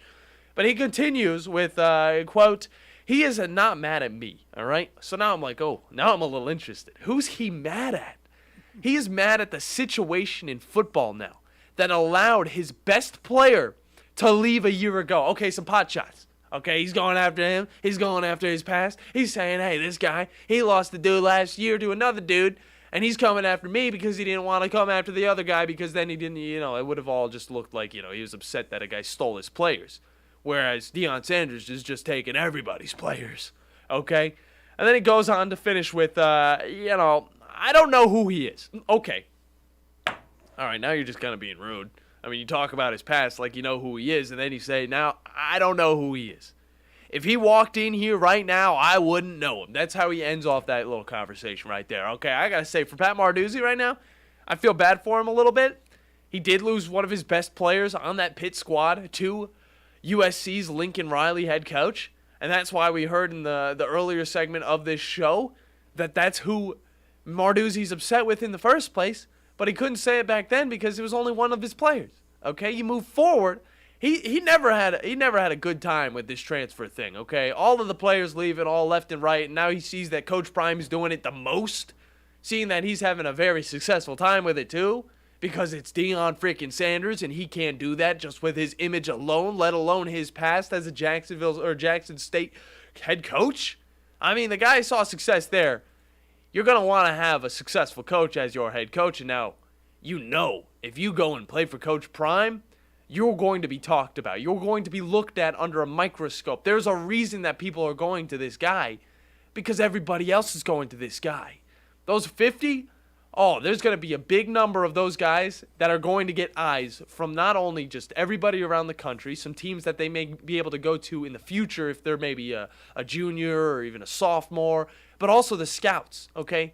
This makes more eyes than Nick Saban's Alabama team, all right? Because it is Deion Sanders, the man that everybody's got their eyes on because he totally just exploited the transfer portal. And nobody's getting on to him except for some coaches. And you know what? Deion Sanders, he's snappy. He's been in the news world before. He'll come back at you and say that factual stuff that makes you think, well, maybe Deion's in the right. His team was trash last year. Not, his team, but his new team was trash. And now he's able to kind of fix it because of the parameters that he can work around, that he doesn't even have to work around because there's no rules in place for the transfer portal in the first place. Now, there are moving forward, but of course, there's got to be a little bit more because right now, Deion Sanders has already got his guys. He's got the team that he could probably ride with for the next 2 years, okay? So then he's going to be able to find more people, maybe find more reasons and more ways to exploit some sort of transfer portal, okay? Because I don't remember all of the stipulations that the NCAA is putting in because it seems like they're kind of backtracking yet again. But I know that they're going to limit the amount of transfers you can have coming in and the amount of times you can transfer because you can't be like that West Virginia dude moving around every single year until you find Rice. Rice? Seriously, of all teams? You guys know who I'm talking about. I forgot the guy's name. But this does not change the fact that what Deion Sanders is doing is morally the best thing. But it is the best thing for his team. Plus, it also falls under all of the regulations that the NCAA has placed on the transfers. So it's fine. It's fine. Deep down, it's fine. I mean, what do you do if you get placed on a team that has absolutely nobody? All of them are bench warmers, okay? They play, what is it? I forgot. It used to be like LB, but it was, it was LO, okay? You play the position left out. All of the Colorado players, anywhere else would probably be left out. All right? Which is sad to say. I don't want to say it, but, maybe they didn't have the best coaching, maybe all that stuff. They might be able to, branch out and find their teams across the country. Who knows, okay? But they thought they found a home in Colorado. I mean, you get a scholarship, you're on cloud 9. And then you hear that Deion Sanders might be coming to your school. That's freaking sick. My coach is going to be Deion Sanders. That's awesome. Hall of Fame NFL player. Man is just one of the fastest dudes ever. I'm going to get some development. I'm going to get development. I'm going to get connections. This guy comes in first day, breaks those dreams all to pieces. Pack your bags. Pack your bags. I brought my Louis Vuitton. I brought my Louis Vuitton. And then now he's obviously going to have some haters. Pat Marduzzi's one of them. And then, Deion Sanders, being the young buck that he is going to be able to snap back because he's got that swagger. He's able to. And also, it's not breaking any rules. It just seems very wrong, okay? So, again, what I want to ask you guys, is Deion Sanders okay? Is Deion Sanders fine with doing all of these transfer moves? Is this how the NCAA should operate moving forward? As more of an NFL style of thing where we make these players more of employees that don't have set jobs that you can't really give scholarships to because they don't have set positions here? They don't have set places? Because a guy like Deion Sanders or anybody, any Joe Schmo could come in and say that I'm tearing this team apart and I'm trying to focus on myself and my future as a head coach instead of your guys' futures. You guys are gone. You'll find success somewhere else. That's how Deion Sanders is. But is he in the wrong? That's the last thing. Because I'm back and forth nonstop about it. I don't know if I can answer this question because my take is going to be totally different from your take. So let us know. Go on the Twitter, the Blitz_sports. Let us know, is Deion Sanders in the right or is he in the wrong? That's what it comes down to. Either way, the NCAA does need to make some extra rules to make sure that this cannot keep happening. But this year, it's fine. It's fine. It's okay. This year, it's okay. Deion Sanders, you're fine. I mean, it's interesting. It's a good little story to go into, okay? Now, moving over to the golfing scene, okay? Tiger Woods and Rory McIlroy's new virtual golf league has a new team, and it's out of California. That's right. The Los Angeles Golf Club has been formed, and it will be the first team to join the league that's set to start in January of next year. Now, the league will be partnered with the PGA and will focus on 3-person teams. Oh, that sounds familiar. Teams in golf in a professional level that people can make money off of. Teams in golf, and it's going to be a league? Oh, and it'll compete in 15 regular season matches that will only last 2 hours long, so it's easy to digest? Is this something new? No, it's not something that new. I mean, it is because it's inside and it's virtual and it's freaking awesome looking. Whereas the Live, it's a little bit different. It is shorter, but it still follows pretty much the exact same guidelines as golf. You're outside, you're hitting balls, you're trying to score, you're trying to win. I don't even know all the rules for freaking Live. All I know is they play 54 holes, and they do. They get a lot of money from the Saudi Arabians, okay? But either way, I kind of like this 15 regular season matches. Now, I know, John, he thinks it's interesting. He thinks it's cool. But it also kind of still takes away from the integrity of what regular golf is. Now, I will get the caller on here in a second, Bandi, okay? But it's pretty cool because this LAGC team is owned by Alex Ohanian, as well as his wife, Serena Williams, as well as her sister, Venus Williams. Now, the league plans on filling 6 teams with current PGA Tour players. Currently, 12 players are already on board. And I gotta say, I'm actually pretty excited about this new side of golf. But now, where will the LIV fit in?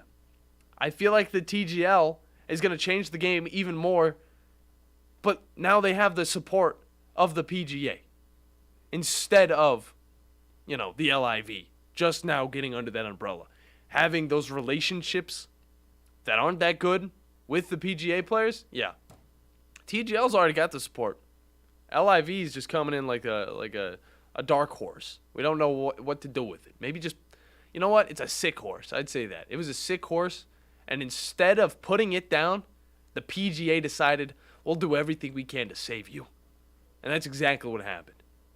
Now, Bandy's got somebody on the lines. I don't know. I might hop into my list. I might hop into a caller. We'll have to wait and see.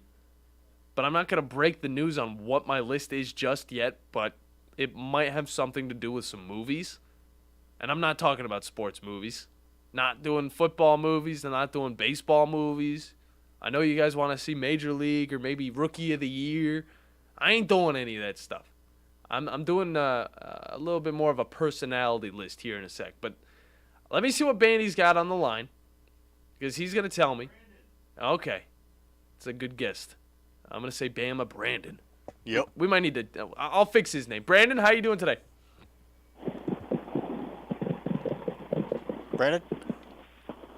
Hey, can y'all hear me? Yeah, I can hear you. Andy, we can hear your little, what is it, dirt bike, 4-wheeler? No, we're out here on Interstate 15 headed north to Wyoming. Oh, you're on your way to Wyoming? That's sweet.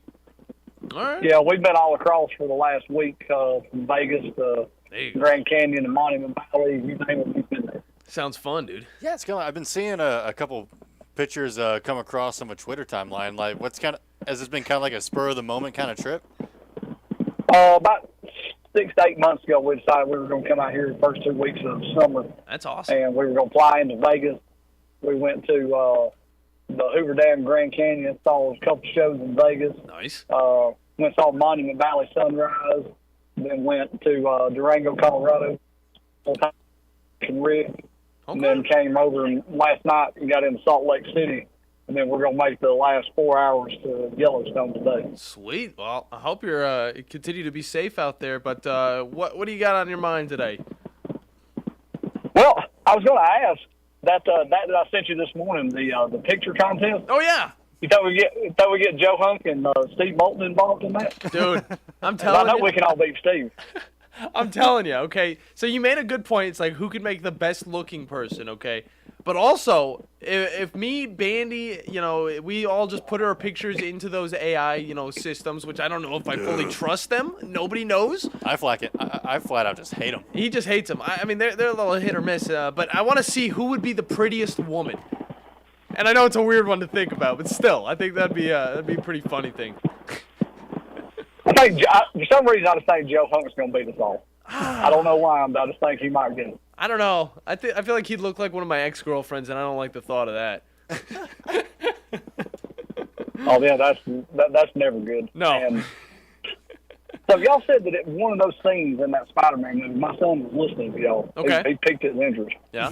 It took him 4 years to draw it.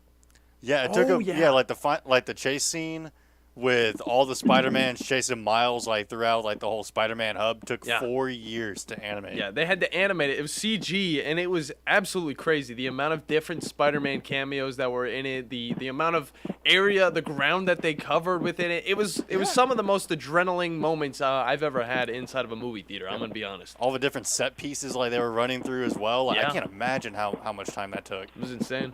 Well, actually, I can't. It took 4 years. That's wow. Yeah. Imagine if it had been like a real lifetime, maybe they'd probably had to start filming in the 70s. No, I mean it probably would be like Fast and Furious. They do all those There's crazy 15 stuff. parts to it then. Yeah. I kind of hope so. Do you foresee a day coming where they put a limit per team where they say, look, you can only get 10 transfer portal players a year?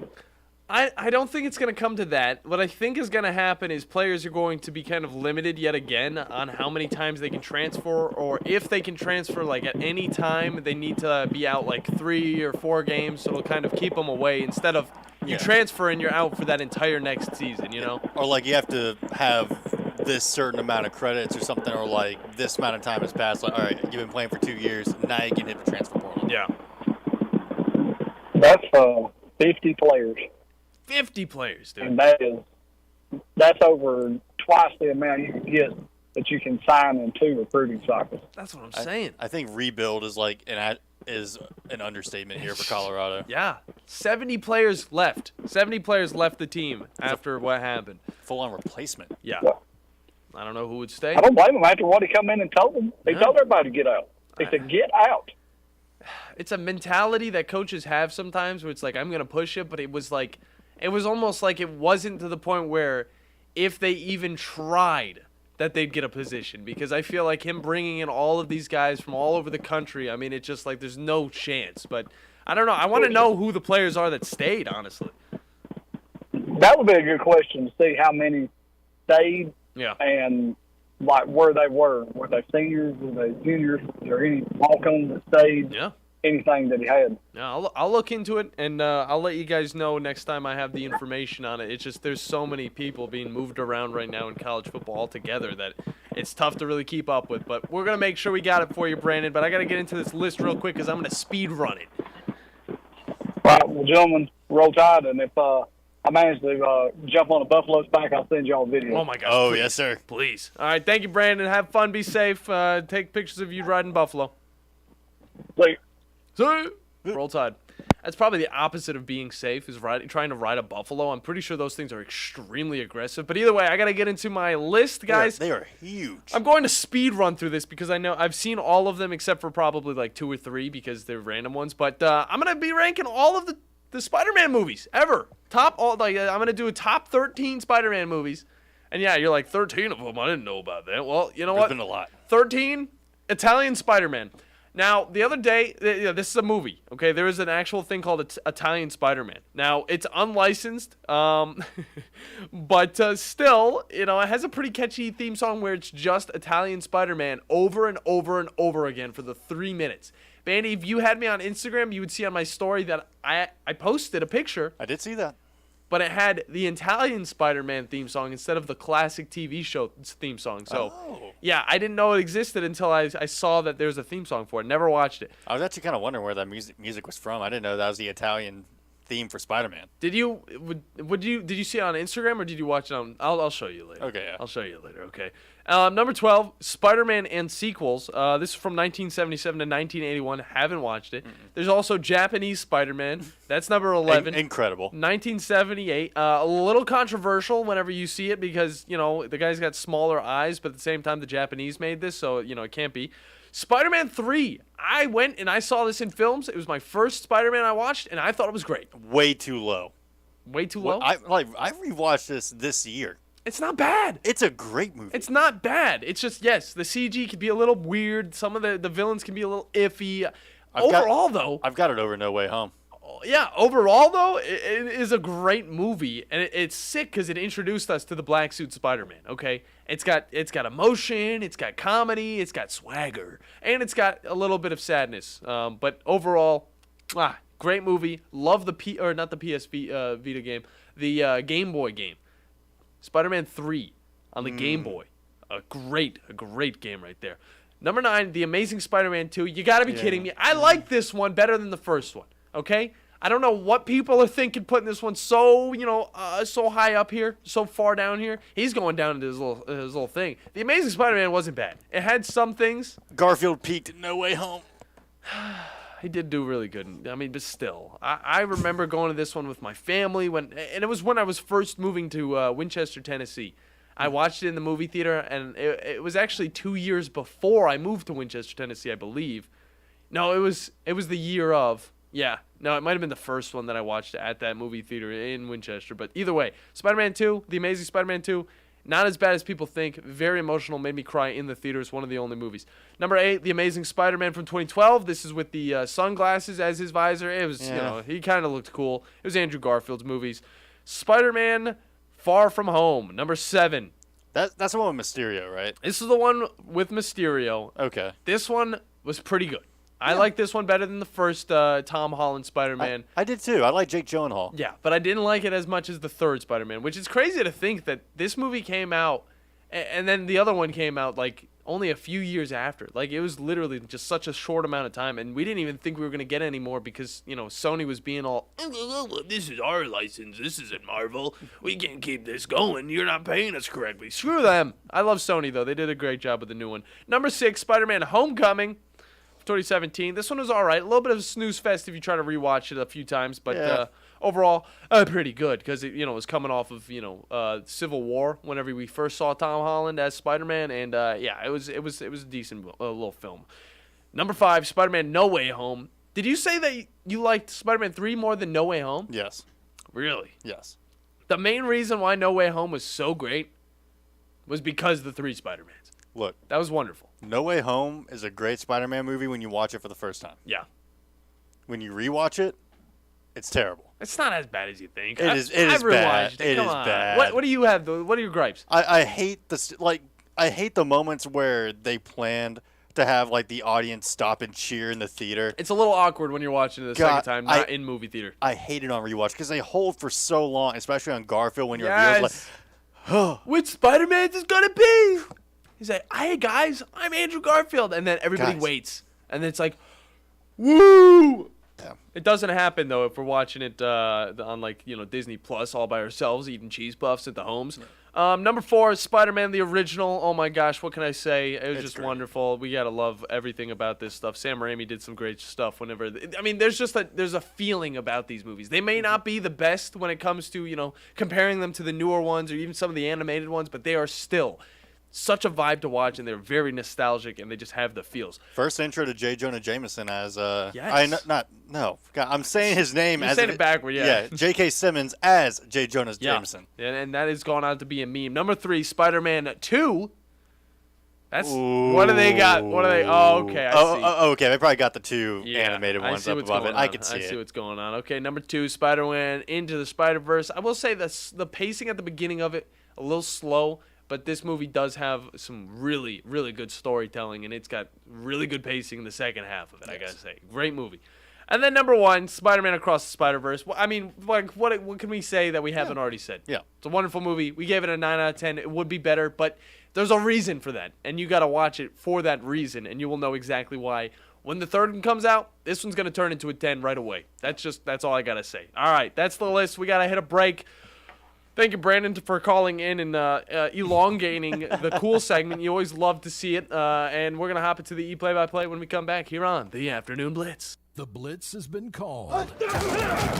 Normally, when you call a roofing company, all you hear is, you need a new roof. Not when you call Fleming Roofing and Restoration. Since 1965, the folks at Fleming have been focused on what you need, whether it's an easy repair or a full roof replacement, commercial or residential. And when it comes to storm damage, you want Fleming on your side. They know all the ins and outs of insurance claims and will guide you through the entire process. Log on FlemingHSV.com and book your free estimate today. Fleming Roofing and Restoration. We show up. Do you have discomfort in your legs?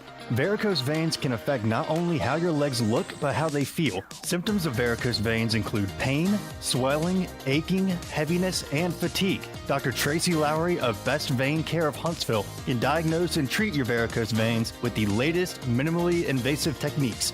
Diagnosis and treatment is covered by most insurances. Call 256-715-7151 to schedule your free screening. Go to bestveincarehuntsville.com. Normally, when you call a roofing company, all you hear is, you need a new roof. Not when you call Fleming Roofing and Restoration. Since 1965, the folks at Fleming have been focused on what you need, whether it's an easy repair or a full roof replacement, commercial or residential. And when it comes to storm damage, you want Fleming on your side. They know all the ins and outs of insurance claims and will guide you through the entire process. Log on FlemingHSV.com and book your free estimate today. Fleming Roofing and Restoration. We show up. When I chose a garage door company, I did my homework. I needed Precision Overhead Garage Door Service. They have a 5-star Google rating. I checked their reviews and liked what their customers had to say. Precision Overhead Garage Door has lifetime warranty packages. Same-day service if I call before 2 p.m. If they can't make it the same day, my service call fee the next day is waived. They did a 25-point safety inspection on the door and operator. Now that's peace of mind. Residential, commercial, and gate services. Precision Overhead Garage Door Service. Call 256-400-4500.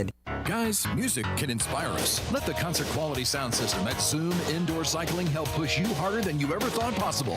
No matter if you're a beginner or an experienced rider, you'll ride top-of-the-line Stages SC3 bikes as the most talented instructors in North Alabama motivate you to reach your goals. You can do it! Zone Indoor Cycling is this week's Zone deal. Get a $100 certificate for just $50. Get yours now at 977ESPN.com. $2 specialty shoe rental per ride for new riders. This is Wes Neighbors sitting here with Philip Love of not only Eagle Insulation, now he represents Eagle Companies. Eagle through the years have added several companies to help individuals or builders through their construction renovation process. Eagle is known to represent quality, efficiency, and professionalism. Philip, I know you do insulation, but do you do masonry? We do. Do you do grading, erosion control, and dirt hauled off? We do. Do you do after paint, which includes shower doors, mirrors, shelving blinds, and bath hardware? Yes, we do, Wes. Do you do landscaping and irrigation? Yes, we do. So basically, Eagle can help you all along your process of building your house or doing renovations. So do you do plumbing? We do not, Wes, but we can find somebody to do it. Just give them time. They'll be there. Anyway, call Eagle Insulation at 256-755-1556. Eagle saves you time. Eagle saves you money. Call Eagle today. Thanks, Wes. Rambo Marine in Hazel Green is your one-stop shop for all things boating. Whether you are ready to surf with the newest Malibu wake boat or cruise in a Cobalt or Barletta pontoon, we have a boat ready for you and your family. Rambo Marine provides exceptional service second to none, so that you are ready to hit the water in no time. Stop by Rambo Marine today. We know boats. The Blitz has been called.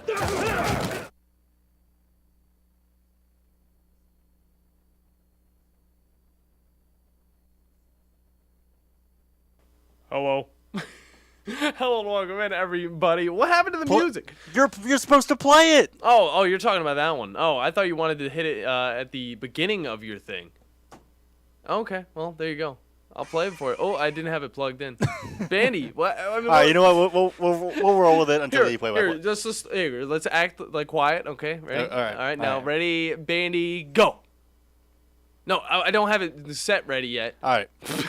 Welcome back, everyone, to the Afternoon Blitz here on the Tennessee Valley Blitz Sports Network. I'm the Bandy Man, Bailey Lowry, joined across by Captain Cool John Abraham. The guy that was supposed to play the music and then I didn't, and now I can play it for you, Bandi, if you want me to play it right now. It's up to you, though, if you want me to play it. All right, I'll just say you play-by-play, and then we fire. See, that's what I thought you were going to get into first. I'm sorry, that's all my fault. Hey, that's the loose ends that we got here on the coolest show on the radio, Bandi.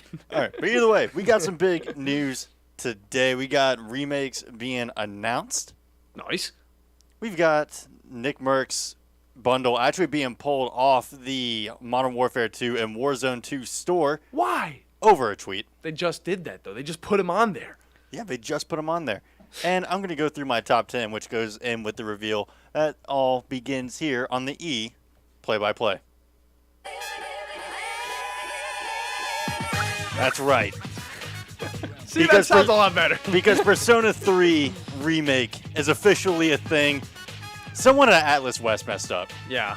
Big time on their Instagram account, whoever's handling it, because they accidentally revealed 2 games. 2 that are coming. Again, Persona 5 Tactics. Very nice. Which is going to play a lot like a Fire Emblem game, or like Final Fantasy Tactics, if you ever played that back in the day. No. And then Persona 3 Reload. A full-on Unreal Engine remake of Persona 3. We've done it. We are finally getting it, and I am more than excited. When are we going to get Persona 2 remake? Probably never. Well, I don't know. They keep working down the line, so. I wish, but it seems like they will never touch Persona 1 and 2 again. Yeah. And I will never understand that. Were they decent games? Yeah, they were good. Huh. I wonder why. And they're definitely the ones that need the most, like, in terms of, like, quality of life improvements, like, because, like, those old mechanics in Persona 1 and 2 are very complicated compared to how Persona plays today. Yeah, I wonder, I don't know, you're the guy that knows it best, okay? Could they do a similar remake like they did with Persona 3 and Persona 4 got, like, it got ported, right? Yeah, it got ported. So that got ported. It also got a little bit of an upgrade in visuals and all that stuff. Yeah. Could they do a similar thing, 2 in 1? I mean, they could. Like, just like literally the same thing, because I know some games could be difficult to remake. Like, if they tried to remake GTA 1, obviously that might be a little tough because it's top down. Obviously, you can make it look a little bit better, but still, it's a totally different format to the game how it is now. So I didn't know if it was the same as Persona 3 or if Persona 2 is a little bit different. I don't know. But Either way. Here's what's got me, though. What? The interesting thing, this is not coming out on PlayStation. At all? At all. Neither one of these games. This is Persona we're talking about. Exactly, the one that started on PlayStation. Yeah. And now, I mean, Atlas is under new management with Microsoft. So we're okay. So we saw the trailer. Okay, it did get leaked. First off, I can understand accidentally posting stuff early because I have done that a few times in the past. Never anything like this before, though. And the next question is, though, is Xbox literally going to keep it on their device, or is it just like was it vetoed pretty much straight up from that trailer because it was probably going to be shown off at the Xbox event tomorrow? I mean, it might be vetoed because, well, I mean, it's probably going to be shown off at the event tomorrow anyway. Yeah, no, I think it's going to be shown off. From PlayStation, I mean, from what we saw in the trailer, it said Xbox One, Xbox Series X and S. Okay. Game Pass, because Nice. it's coming. They're both coming day one on Game Pass. Big news.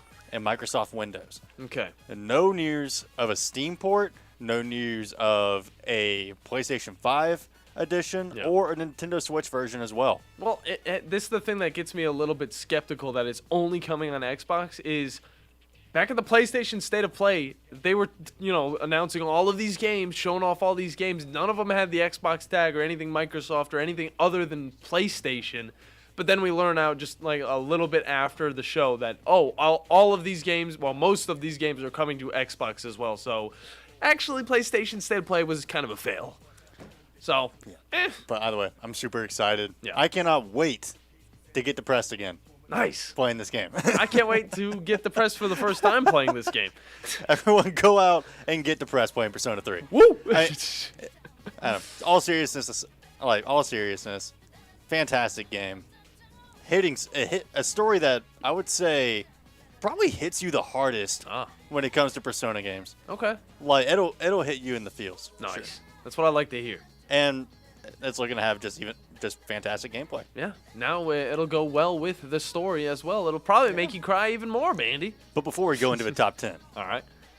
We've got some Mortal Kombat 1 news because it turns out they're actually flying people out to LA today, top content creators and pro fighting game players, to get a hands-on preview and play Mortal Kombat 1. Sheesh. And I've been kind of going through Sonic Fox, who is a professional NRS player, fighting game player. I mean, pretty much any game under the sun. Kind of fighting game player who is at this event. He's pretty much been live tweeting there, like all the different changes and stuff that he's noticed coming to the game.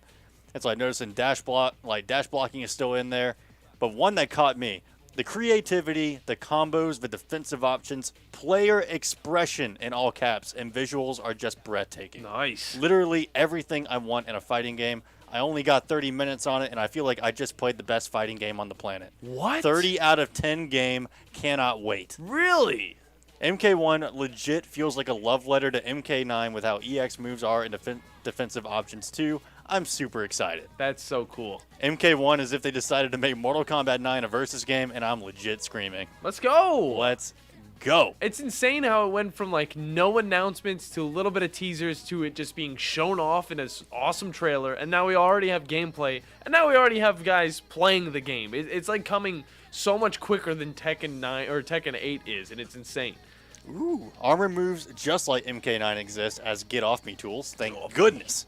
Because in MKX, they were kind of like get off me tools and combo starters. Yeah. It got a little nuts. It was a little annoying. Breakers cost 3 bars a meter, and your cameo has to be ready. First hit bonus is back, which means you get the first attack, you get a little buff to your meter. Sweet. Nice, love to see it. Also, fatal blows were just like MK11, except there's screen flash. Thank goodness. What is screen flash? It'll be way harder to get random out by one. So when a screen flash happens, it's kind of like a super flash. Okay. Like, you know how like before someone performs a super, it kind of slows down and they do like a little animation. Yeah. Like, I'm coming for you, and then like they do the super. Yeah.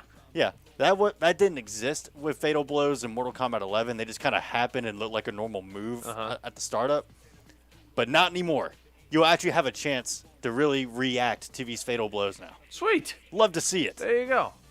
Ooh, okay. He said I finally relaxed. I'm gonna get a massage. I'm gonna show you all the footage later and go over it. Nice. I cannot wait. I can't wait to see this footage. I know. I want to see the combos. I want to see the player expression. I'm ready. Yeah, it's gonna be awesome. And now the real question is, moving forward, where's Tekken 8 gonna fit in? Because we got Street Fighter 6, which already amazing game. It has so much to it.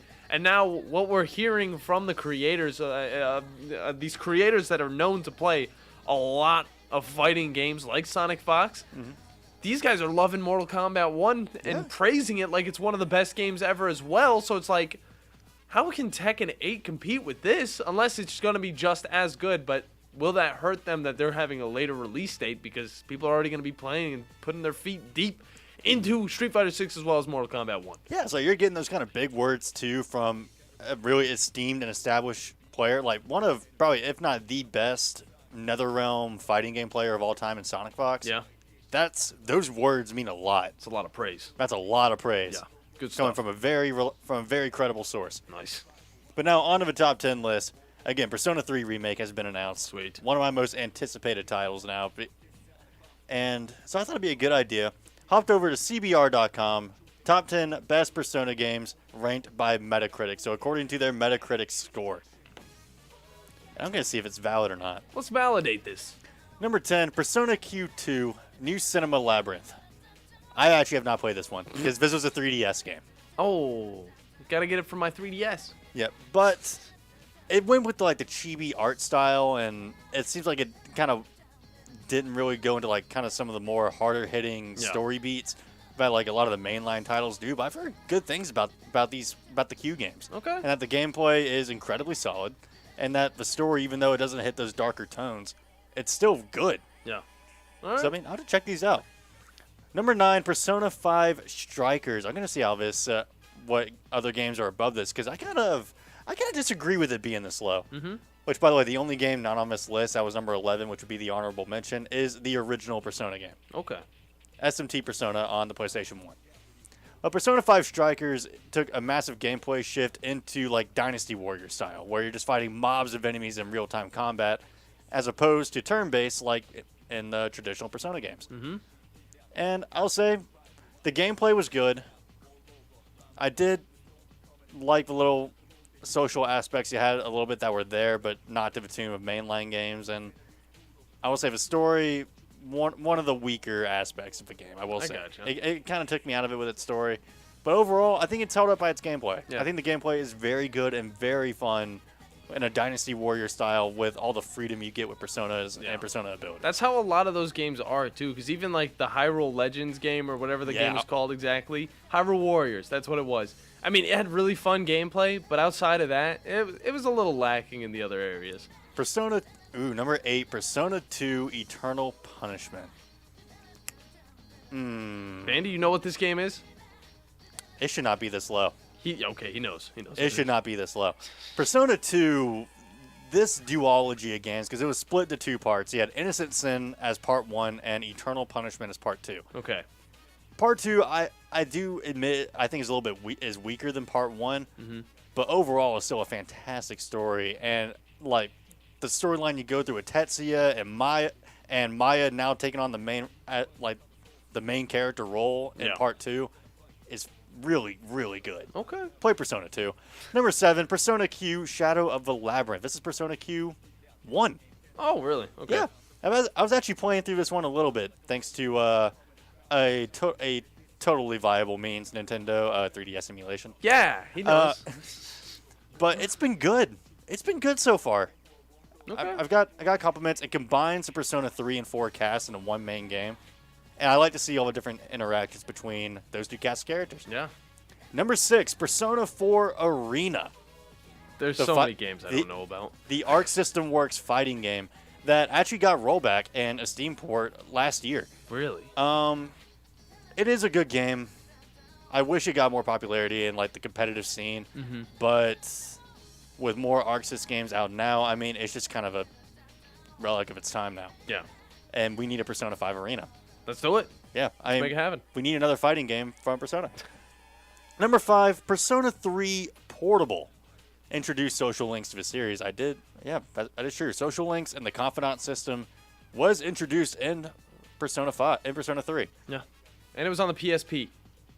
That's what it was on. I almost got this one.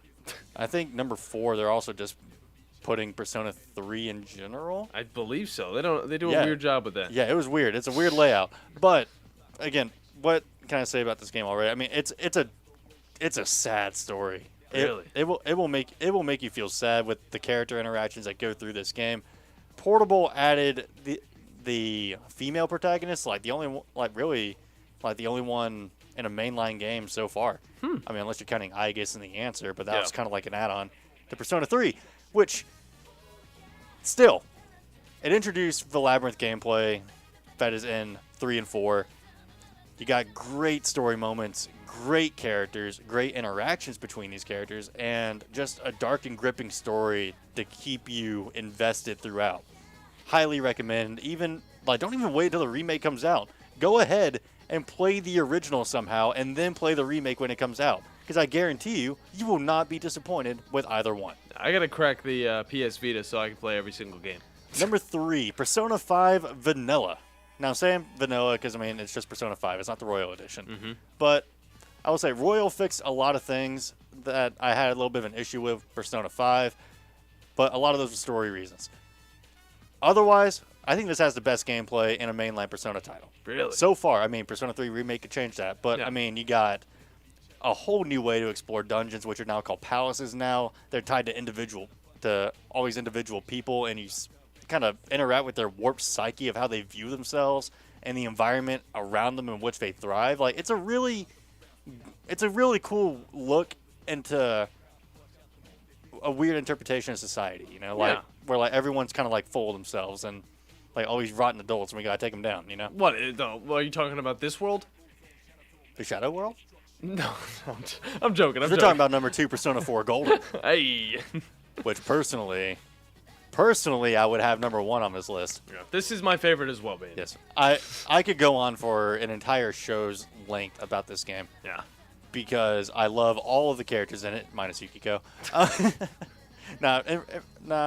her laugh. It's a little annoying. Her speech patterns, man, they get onto you. They get on your nerves a little after a while. But endearing character. I love all the characters in this game. I love the story and how it's like a small town murder mystery. It gets me more invested because everything's so much more localized. Yeah, I agree. Like, even though like it may not matter to everyone else what's going on in this town, like in the other parts of the world, but like this problem is huge and it's completely localized within this small town. Yeah. Avinaba. This was the only game that I actually played in the Persona series, and it was on the PS Vita, and I genuinely had a lot of fun with it. I got sucked into a TV. Yeah, that's what I remember. Yeah, you get sucked into a TV, and I like the Persona summoning system in this game. Like Persona 3, it went out there with how you summon your Persona. You shoot yourself in the head. Yeah, I remember that. With your evoker. Persona 4, it's more tame. You just crush up a tarot card in your hand. Oh, okay. Yeah, Persona 5, you're ripping a literal mask off your face, and it causes pain because there's blood coming out everywhere. They went with that mature rating. Yeah. And Persona 4, I can't say why because it would be spoiler territory, but it has my favorite villain in the series so far. My second favorite villain is in this next one, which is number 1 with a Metacritic score of 95, Persona 5 Royal. I gotta play it. Improves on literally every aspect of baseline Persona 5, available on Game Pass, and one of the longest games you'll probably ever play. Oh, now I'm kind of a little strayed away from it, but I still want to play it. Yeah, it is a fantastic game, and it has, well, my favorite villain is in 4, but I think the best written villain in all of Persona is in Persona 5 Royal, specifically. And I'm not going to say who, because everybody should play it. That's the list. Nice. And I'd say, except for a little bit of earlier parts where Persona 2 Eternal Punishment was really high up on it, I would say it's a pretty good list. There you go. But with that, we got to take a time out. When we come back, we're going to wrap up the show, so do not go anywhere. You're listening to the Afternoon Blitz. The Blitz has been called. Behind some strong defense, clutch pitching, and a booming offense, this 2023 Brave squad is reminding the league who they are. 1-0 pitch. Ground ball weakly up the third base line. Riley charges, bare hands, throws over, and got him! Oh, baby! Tonight, the division battles roll on from Truist Park in Atlanta as Ozzie Albies and the Braves take on the Washington Nationals. Braves Radio's on the air at 6:05 Eastern, 5:05 Central on the Braves Radio Network. The new favorite place for delicious Mexican food is Coralejos Mexican Grill in Huntsville. Check out their reviews on Facebook and you'll see what people are raving about. Enjoy drink specials all day Monday through Thursday, like house margaritas for $3.99 and 12-ounce drafts for $2. Even vegan-friendly entrees on Monday starting at $5. Right now, get $50 worth of delicious food from Coralejos Mexican Grill for just $25 with our zone deal at 977ESPN.com. Coupons good for food purchase only. This is Wes Neighbors sitting here with Philip Love of not only Eagle Installation, now he represents Eagle Companies. Eagle through the years have added several companies to help individuals or builders through their construction renovation process. Eagle is known to represent quality, efficiency, and professionalism. Philip, I know you do insulation, but do you do masonry? We do. Do you do grading, erosion control, and dirt hauled off? We do. Do you do after paint, which includes shower doors, mirrors, shelving blinds, and bath hardware? Yes, we do, Wes. Do you do landscaping and irrigation? Yes, we do. So basically, Eagle can help you all along your process of building your house or doing renovations. So do you do plumbing? We do not, Wes, but we can find somebody to do it. Just give them time. They'll be there. Anyway, call Eagle Insulation at 256-755-1556. Eagle saves you time. Eagle saves you money. Call Eagle today. Thanks, Wes. The new favorite place for delicious Mexican food is Coralejos Mexican Grill in Huntsville. Check out their reviews on Facebook and you'll see what people are raving about. Enjoy drink specials all day Monday through Thursday, like house margaritas for $3.99 and 12-ounce drafts for $2. Even vegan-friendly entrees on Monday starting at $5. Coralejos Mexican Grill, 1658 Old Monrovia Road in Huntsville. Follow them on Facebook and Instagram to stay updated on their specials. Here's Bobby White from Woody Anderson Ford on their service department. President's Award winner 2 years in a row. That's only given to the top 10% of Ford dealers in customer satisfaction. So we're very proud of the service department. And our body shop. If you happen to get into an accident, which not a lot of people just want to go down and see a body shop, but if you get into an accident, award-winning body shop. We have state-of-the-art paint booths back there. They're waterborne paints that we use, friendly for the environment. We've got our production system, the way things are in and out. We have the fastest cycle rate in town of getting your vehicle in, getting your vehicle out, and assured that it's fixed right. We take pictures before it's wrecked, and not only after, but we take it as we're putting the parts on. All done to above industry standards. So I'm proud of our body shop, too. Don't forget our parts department. So you don't have to need parts, performance parts, or just parts if you're a weekend mechanic. Woody Anderson Ford, located at the corner of Jordan and Sparkman, as well as Hughes Road and Madison. You can also check out the great deals at WoodyAndersonFord.com. These days, saving time is important, and saving money is even more so. That's where Eagle Masonry and Insulation comes in. Over the years, Eagle has expanded their services to meet the needs of folks like you in our area. If your home needs updating or you have some projects that you just haven't gotten to, Eagle can help. They install shower doors, mirrors, shelving, blinds, bath hardware, and lots more. Call Eagle Masonry and Insulation today at 256-755-1556. Eagle saves you time, and Eagle saves you money. The Blitz has been called.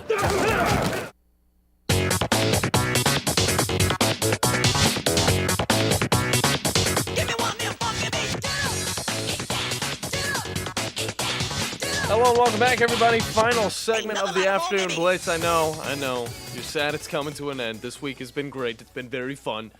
Oh, there's been like a lacking of actually good stories, but there's been some interesting stuff as well. I mean, we've had obviously the NBA Finals going down, the NHL Stanley Cup. We've had the baseball, the softball. It's all been great over in the college world, but I mean, for me and you, Bandi, sometimes we like the little bit interesting, the interesting, ear-catching stories, kind of like what's going on with Deion Sanders. And that's always going to be one that we go back to because it's always getting more and more interesting. But the NBA Finals, they're going down tonight, Bandi, and I want to know your opinions on it because it looks like a lot of people are favoring the Heat to actually win this one. But on the other hand, the Nuggets are still the better team. So what are you expecting out of Game 4 in Miami? Jimmy? Well, he needs to have a breakout game. He does need to have a breakout game. Yeah. But the way it seems like just watching Game 3, the Nuggets are starting to really settle in. Yeah. They're starting to really settle into the series. They got their game plan going. I mean, Jamal and Jokic both popping off for a 30-point triple-double. Yeah. I mean, they got their offense in tune in Game 3. I'm expecting to see kind of the same thing in Game 4, maybe a little bit more out of Adebayo when it comes just to the offensive front. But I mean, right now out of this series, I don't know if you can really ask for much more out of Bam. Yeah, I mean he is being the top dog for that team, and I don't know. I mean it'd be nice if the Heat can get at least one more, and take it to Game 6, do a little something with it, show your fans that you can fight back, but. Again, I mean, you can try as hard as you want, but the Nuggets have just such a stellar team on their hands right now that I could see them going on and winning this and possibly going on and maybe even repeating it. But that's a little early of a prediction, all right? But either way, it's been a fun Friday. This second hour has been presented by Woody Anderson Ford. It's the best place to get the best vehicles for the best prices. Head on down, talk with Bobby White and his crew, and they'll get you guys hooked up with your brand new vehicle today. Look up WoodyAndersonFord.com for more information. But for being the Bandi man and also for the Joe Hunk, it was a great Friday. I know, I saw exactly what you were doing. I saw you kind of you hesitated at first. Either way, I got to get out of here. We'll see you guys next week on the Afternoon Blitz. TOC Sports has been there for you. Now, you're probably asking yourself, what does that mean? It means for more than 20 years, Alabama's largest orthopedic group has been there providing